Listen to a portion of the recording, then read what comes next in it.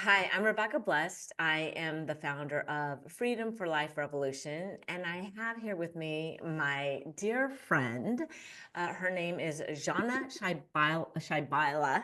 Did I get that right? Shybaila, It's a Russian yes. name.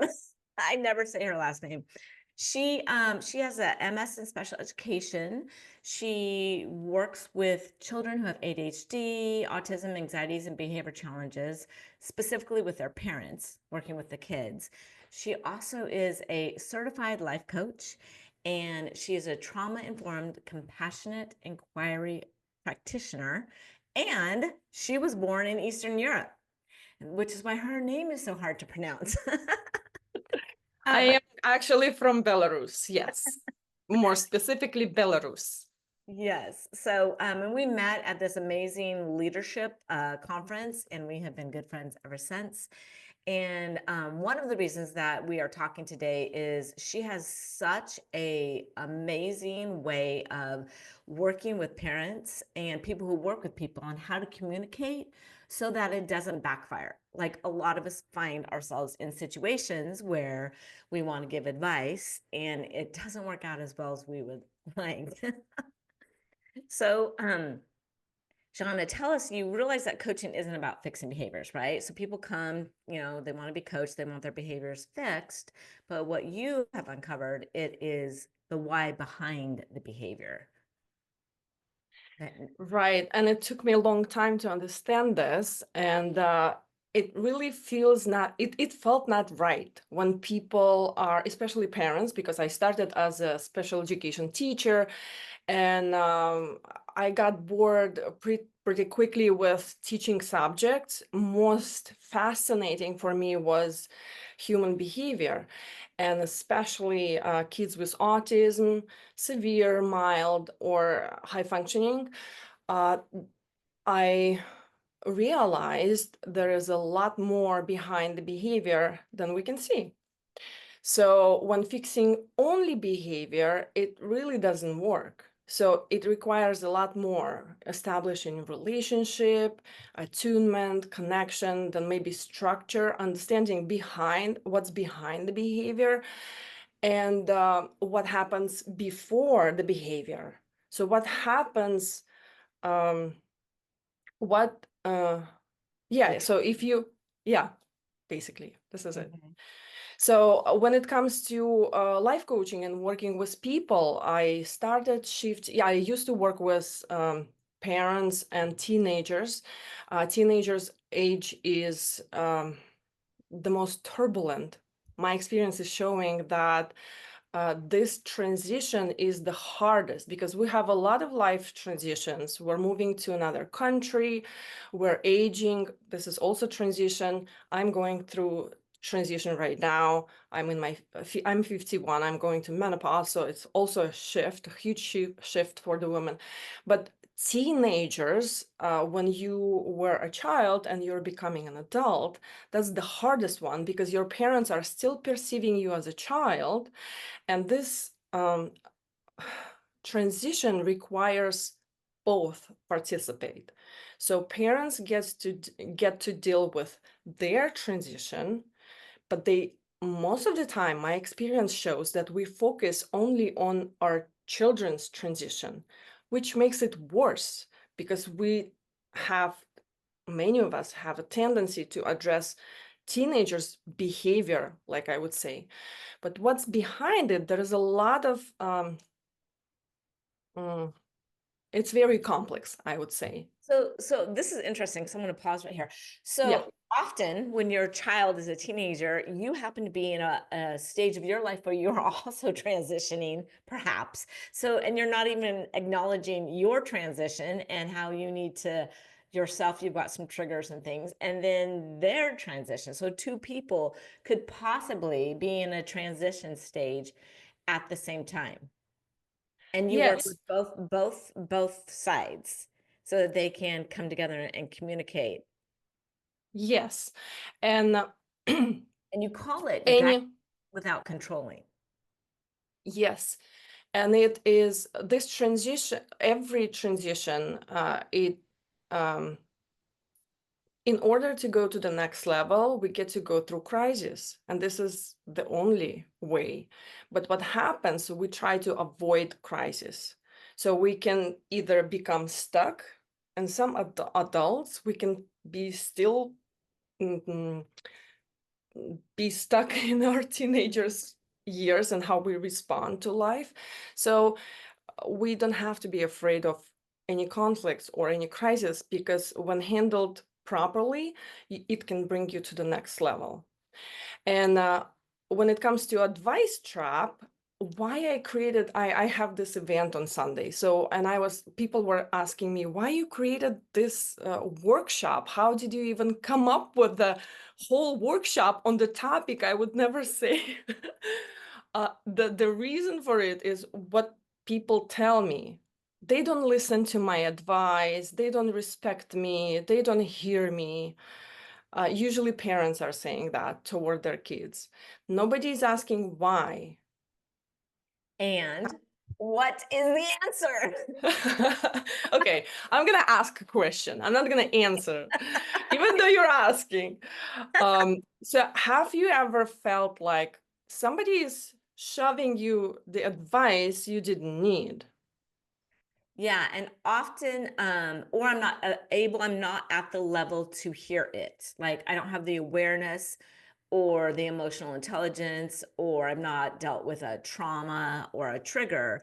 So their advice could be correct, but I am incapable of hearing it, and I then become defensive, right? I want them to be wrong because they can't be right, right? Because I don't want to deal with it or go through whatever the advice that they've given. So yes, I've had that happen in my lifetime. How did it make you feel? Angry, like annoyed, angry. Usually not angry. Angry is too strong of a word. Annoyed. I would say like I felt annoyed. Like yeah, and defensive. Yeah, not angry. That was, yeah, too strong, but annoyed and defensive. How did it show up? So were you saying back something, or when your body language changed? Great question. So I would say, and this I think is true for everyone, depending on the closeness of the relationship, right? So if you have an acquaintance giving you advice, I think the way that you react is a lot less stronger than you would say your partner. So it depends on who the person was giving the advice and the reaction, right? So it could range from just like, oh, thanks so much, and then, internally rolling your eyes, or your partner's telling you that. And, the reaction could be like, you don't understand me. That's not what I'm saying. That's not going to be helpful. You don't get it, right? So I guess it would depend on the level of the relationship. All right. Are you ready for the next question? Yes. What would you want, or what did you actually need at the moment instead of hearing this advice? This is interesting because I think this is most women, at least, we often don't want a solution. We actually know what the solution is. We want to feel heard, and I think that's true for teenagers too. Like I remember actually trying to give advice to my teenager, and she literally said to me, "Mom, I just need you to listen.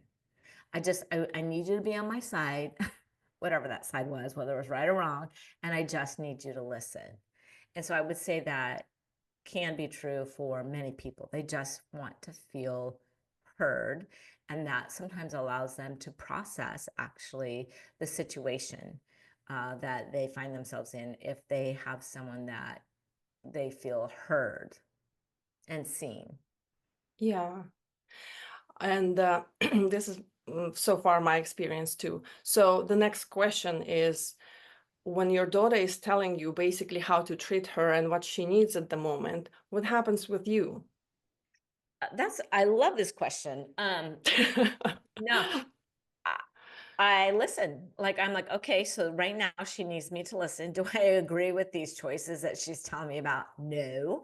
But telling her that, this should be happening, or that should be happening, or you should think about that, she's not in a state to receive that. This is not a state to receive that. She's in a state where she just needs her mama to love her and listen to her. She does not want, any advice. All right. So we recognized what's happening with your child, right? And then what's happening with you? How do you deal with it? So she's saying, no, thank you. Mhm. No advice, just be with me, just listen. And Mhm. after those words, what's happening inside of you? I don't know if I would say that I am like your typical parent, but for me, like it really is like I'm able to sit and listen. And what I have found with both my children, who are extremely emotionally intelligent and they are gifted communicators, is that there is a time. So if you can be, if when I was there for them and listening to whatever it is they needed me to hear, they're sometimes even in the same conversation later on, after maybe 20 minutes or 30 minutes of them sharing, we would then be able to have a conversation, a little back and forth of maybe some steps that could change where they felt that they were at, or sometimes later in a non-emotional state, like maybe we're going for a coffee or something, and there's a way to bring up that situation where she's not in a fight or flight mode, because when someone's in a fight or flight mode, they cannot think or process. And quite frankly, physiologically, children's brains aren't even developed enough to do that. But if she's in a state where it's, she's at ease, that would be a time that I would bring it back up in a very like light-hearted manner, and just a little bit, because you can always test the waters, like are they, no, or are they more receptive? So that's what I would do when I found myself in that situation with my both my children. Beautiful. So you basically explained everything that is needed to be done. So first, you check with yourself. Your person you're talking with, they're saying no advice. So then you go back to yourself. I would give it I would use this 5-second rule. You check with yourself. You pause. 5 seconds is enough to get back connected with your body. Or maybe I'm worried and I want to give advice. Maybe I want to fix it. I'm scared, or something else is going on with you, not with them. So we get to kind of check with ourselves and take this 5 seconds to check with ourselves um, before we even go to the next sentence. So if I'm impatient, I'm a totally ADHD type of personality, and I can get excited or worried too much, and I start talking, and when you were right, you see how their body language is. My daughter was saying, Mom, if you're gonna say one more word, I'm gonna do step back and then step back and then step back. And you, at the end of the day, you will not see me. I'm gonna be behind my door. I was like, oh, that's helping, because sometimes I'm not even noticing that I keep talking, keep saying something where Yeah. she's at. So I can't see her because there's something, a lot happening inside of my body. So 5 seconds rule, you kind of pause, check in with yourself. You have hot flashes, you have like goosebumps. What do you have? You have chest Yeah. palpitations. And if you're not patient enough, just like me, to stick your tongue to your upper part, when you do To the roof that, of your your body, mouth. Uh-huh. yeah. So your body is naturally kind of saying to yourself, like, don't talk anymore. And sometimes, more than advice, they need our presence and they need some structure. So when they talk, we can ask questions, they talk more. While answering those questions, they're gonna come to understanding what they need. All we need is to ask the right question. And sometimes it comes down to they need structure.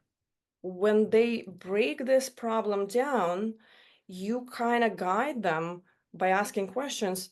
Um, so they would, you would support them in structuring how Mhm. to take steps or how to deal with the problem. And that reminds me, so I also was a teacher for 23 years, and we get so much education and experience in how to communicate and deal within relationships, right? And I will never forget, I had a training on conflict resolution with children. And because children are always, they're often in a conflict on the playground, and how do you mitigate that for them? And one of the number one things I learned was never talk at them. Ask questions, because if it comes out of their mouth, they will own it. If you say it to them, they don't own it. And that goes for adults too. If you can ask a question and get it to come out of their mouth, then they own it, because it's not at them, you know. And then the other thing I'm going to say, and I said this to my children, and they could not tell me this until they were young adults. Like, they're young adults, but one of my youngest said to me, she goes, I feel like you're judging me. And I had such an epitome and aha moment, and I said to her, honey, it's not, I love you unconditionally. There's no judging. It's fear. I have fear because I have life experience. And my fear is that this decision or this thing that you're doing is going to lead to this consequence. So there's never any judging. It is fear. And that was so impactful for her when I told her that, because she felt I was judging and I was fearful, but we had two different experiences. Well, it shows that it comes down to communicating what's going on inside of you. So this person who you're communicating with wouldn't imagine whatever is happening with you. So basically, if we are responsible for our part and delivering the message, what's going on with us and what's our needs, then the opponent can deal only with their problem, not just dealing with their problem, and then also assuming or like guessing what's going on with you, why you're behaving in such a way that like puts pressure on me or it feels like judgment. Same with my daughter. She would say like, I feel like you're judging me. I was like, I didn't even open my mouth to say anything. She was like, I sense it. They can literally sense it. Uh-huh. And there's a lot of things behind judgment. So the fear Fear. is one of them. Yeah, the control part. Like if we fix it right now, then she's gonna feel better, and when she feels better, I'm gonna feel better. So we're very selfish in this. We want them to feel better in order to feel better. That's attachment Mhm. problem. So we get to kind of separate this two. We go back to ourselves, communicate what is our need, and we ask questions like, how do you want me to support you? And And most of the time they will give you directions. I love that. So I'm just going to summarize it. So your child, or maybe even if you are managing people, because I found this to be true. As I left the teaching world and I got more, I was in, the business world, I realized adults are exactly as they were as children. They never changed. They just have more Yeah. power and more like verbal skills, right? But they still have the same issues, right? Or communication or trauma or triggers. So if you are managing people and or a child, and let me know if I got this right. So one, let them talk, and check in with yourself, like, how am I feeling? Like, is it fear? Is it anxiety? Am I anxious? Use the 5-second rule. Stop yourself from talking at them, and then guide them with questions that can help them come to their own resolution, and or just say, how can I support you right now? Like, what do you need to support you right now? So Yes. And once you were generalizing it, I now remember between the first and the last one, how can I support you? There's a couple of more questions you can ask. So my rule is, which I break all the time anyway, we're all humans, is the use at least 5 questions before you use a statement. Any statement. of Before that. you use a sentence with a period, you use a sentence with the question marks. And those questions are usually, what's the problem? So you figure out, let them talk. Uh, um, then how did you try to solve it? Yeah. Basically, you ask for more information. What did you do already? Maybe they did some work, and when you jump with advice, you're dismissing their work already. So, okay, you get more information by asking, What did you use already? Okay, what else is available? The next question is basically requesting for more information.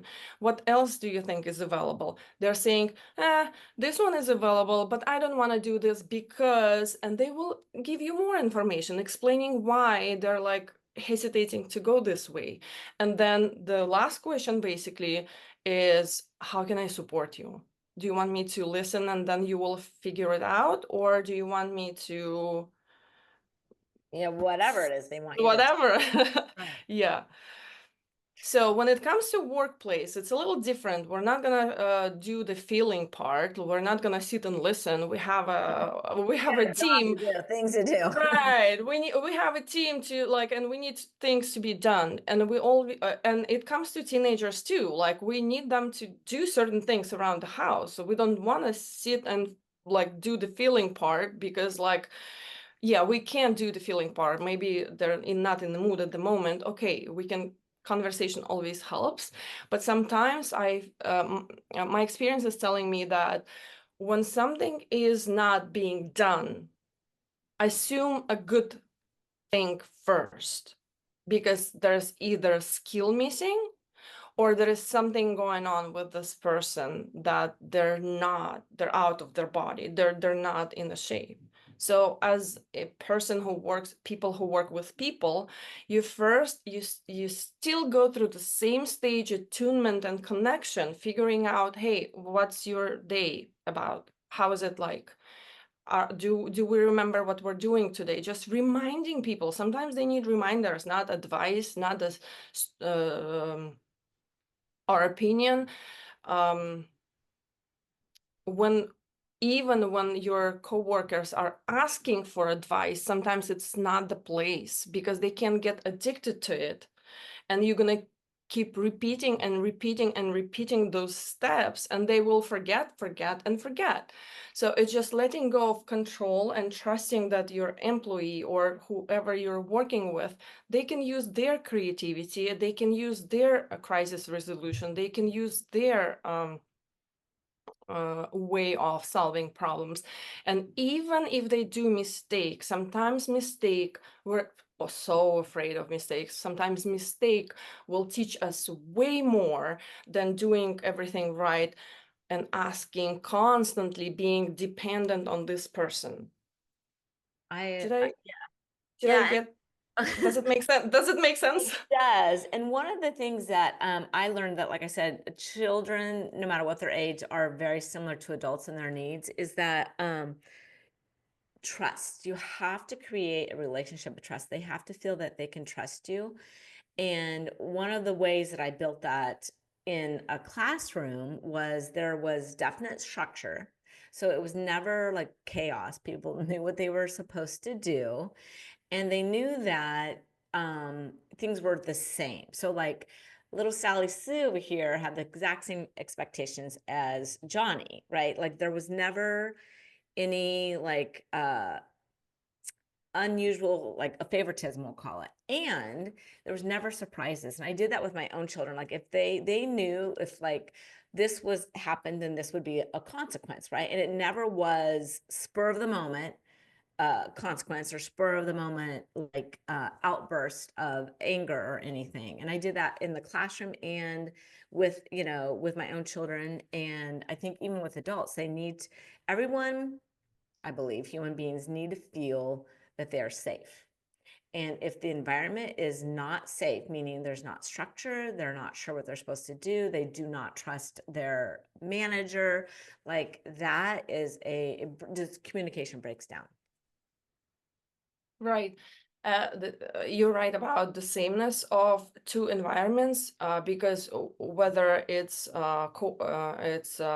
people you work with, you manage, or your children, they need grounded, adult, self-regulated.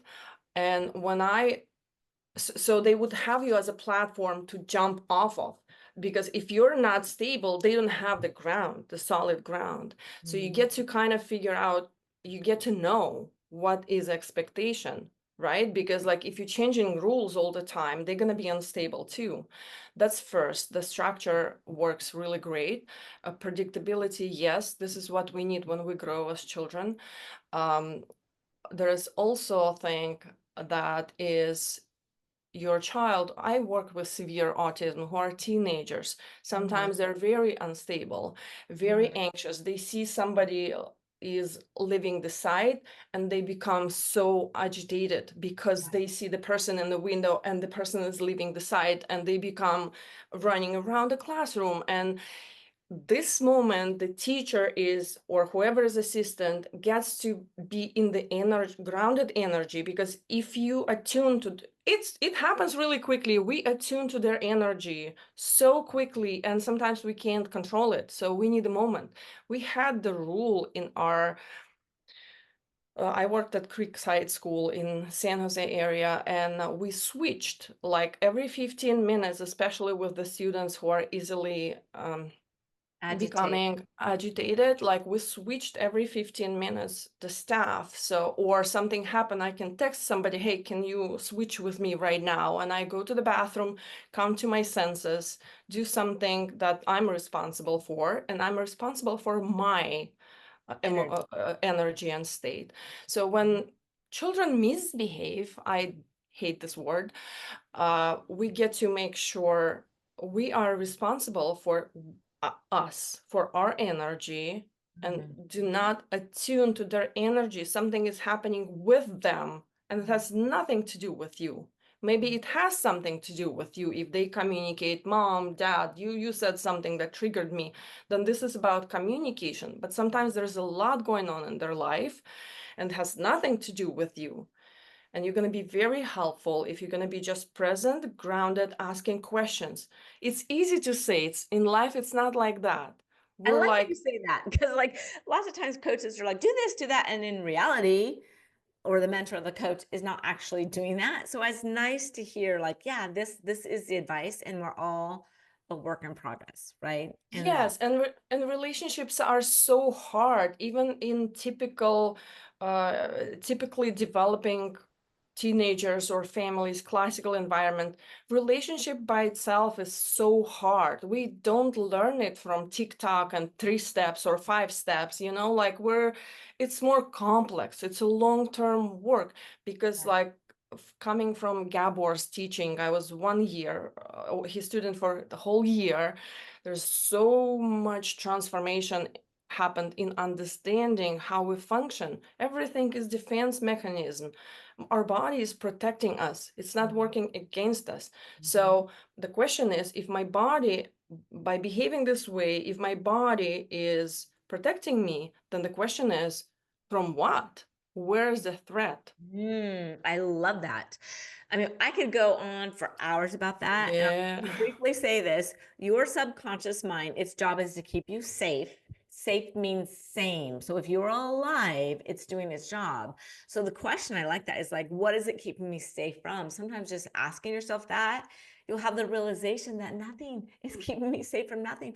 Nothing's happening in my environment that is actually technically like dangerous to me, right? But like that, we could talk about that forever. But I do And by the way, safe, for each person, safe has different. different meaning. It's Mhm. our interpretation, which is coming from our Childhood. experience, background, childhood, even before childhood, how Yeah. mom was giving birth. So yeah. There's so much to that. I mean, we maybe we'll do another interview and we'll talk about that. Oh, But glad. I want to just leave with one simple shift that everyone can do in any and all relationships. Like one thing that you could do that would improve the way that you communicate in your relationships. And what would you say that is for you? Asking questions. So attunement, mirroring, asking questions. Attunement, like have you ever experienced when you walk in the house and you start talking right away without even recognizing what's going on in the house? Like I can be like that. I could come from the store or from outside, like, hey, did you do this, this, and this, and start giving directions. We want a quick fix. We want everybody is functioning, but we don't attune to, like, we don't check in with what's happening. So attunement first, like just looking around, what is happening. Then the person starts communicating to you, just mirror back what they're saying. And when they confirm, yes, this is exactly what I'm saying, then you're on the right track. Most of the time, my experience is showing teenagers are saying, no, mom, this is not what I'm saying. So go back a little bit, ask this question again. So mirroring is such an easy tool. It works all the time, most of the time. So just mirror back, or even if it's not words yet, mirror back what you see. Body Like, language. oh, I see you looking like you're waving your hands a lot. What is something happened? What's up Yeah. with you? Like, what's going on? Mhm. Yeah, so attunement, mirroring, and yeah, how can I help you? Because there are two kind of people. One, like, there's more types of people, or obviously, but like basically, I can divide them in two parts. Like one, are some people are more emotionally in touch with their body, with their emotions, and some people are more logical. They want a structure, quick fix, and like steps. Their problem solving mindset. But sometimes we don't always need problem solving mindset. So, and if you don't know how to support, again, ask the question, how do you want me to support you? Do you want advice on this, or you're good? Like, it caused a lot of conflict between me and my husband. Just like, I need his presence. I know he's smart. Can I also feel smart? I want this process of making my own decision. I love this, even if I'm wrong at the moment. I want to be wrong in the moment and come back and think, oh, yeah, he was actually, I should have listened to him.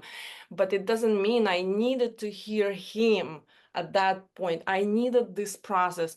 And our teenagers, they need this process of making mistakes, decision-making process. And our coworkers or people who we work with, they need to feel empowered. They don't they're gonna be resisting if we start like, oh, I see this, we're so excited, I see this, I can give it to you, you can now use it. Isn't that simple? No, they don't need this. They need the process. Maybe they need help with something else, with the structure, but for most people, like, who are very logical, most of the time it's so hard to be present because they need to look then at their processes, at their emotions, and they hate doing this.